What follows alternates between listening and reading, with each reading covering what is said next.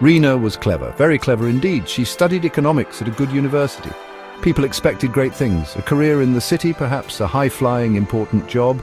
She had these dreams, too. Her future seemed bright, her path looked clear. Then her life changed direction. She met Raj, they fell deeply in love. Marriage followed swiftly, and soon a baby was on its way. Reena held her degree certificate. She felt her baby gently kick. A significant choice loomed. Career or her new family? It was a heavy decision. She chose her family. She made the decision to stay home to raise her children herself. This felt most important to her, more important than any job title, more important than a large salary. It was her own personal decision, made from a place of deep love. She truly felt it was right, for her, for them. This chosen path was not easy. She understood what she was giving up. She knew people would have opinions, but she also saw what she would gain. Precious, irreplaceable time with her babies. The chance to shape their young lives. The opportunity to build a warm, loving home. This, to her, was a success.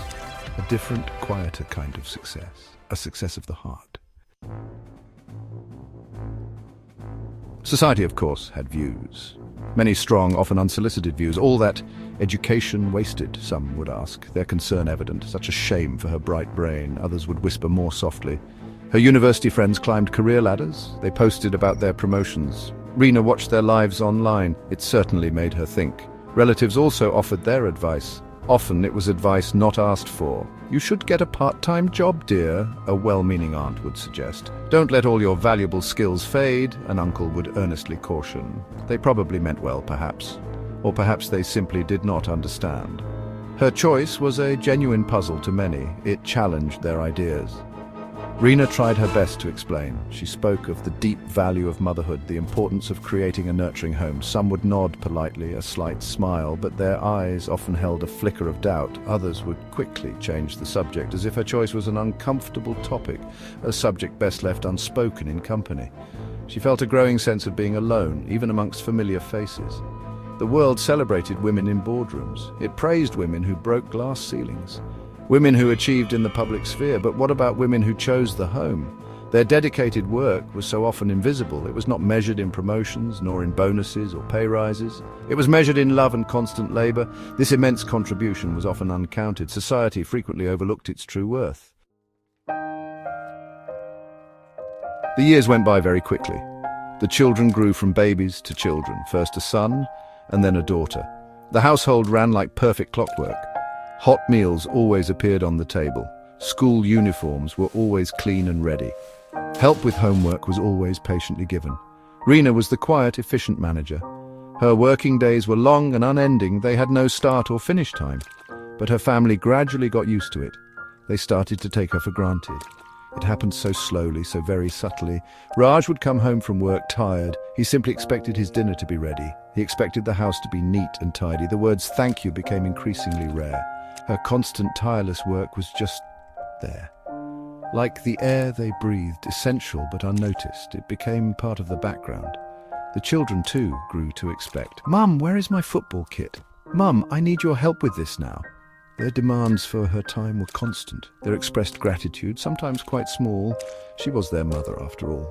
This was her designated role, was it not? They loved her deeply, of course, that was true, but they did not always see her effort. They did not always see her sacrifices.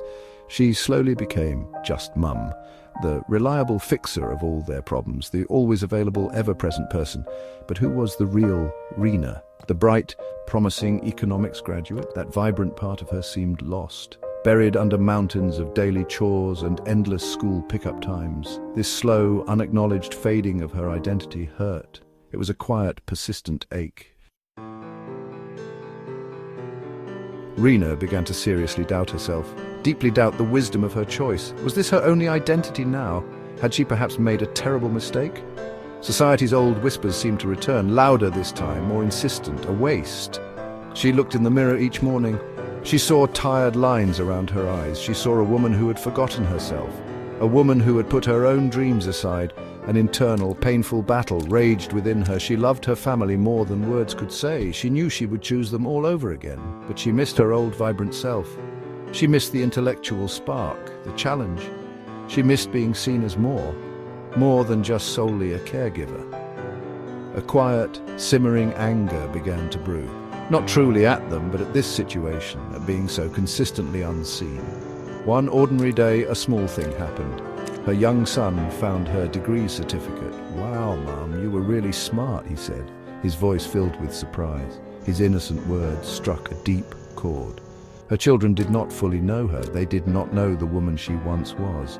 She knew then with sudden clarity, something fundamental had to change. It was time for a shift. Reena started to speak her truth. She talked openly to Raj, to her children. She carefully explained her complex feelings, her profound need to be truly seen. She also began to carve out precious time for herself, for her own mind. Her choice to nurture her family was valid.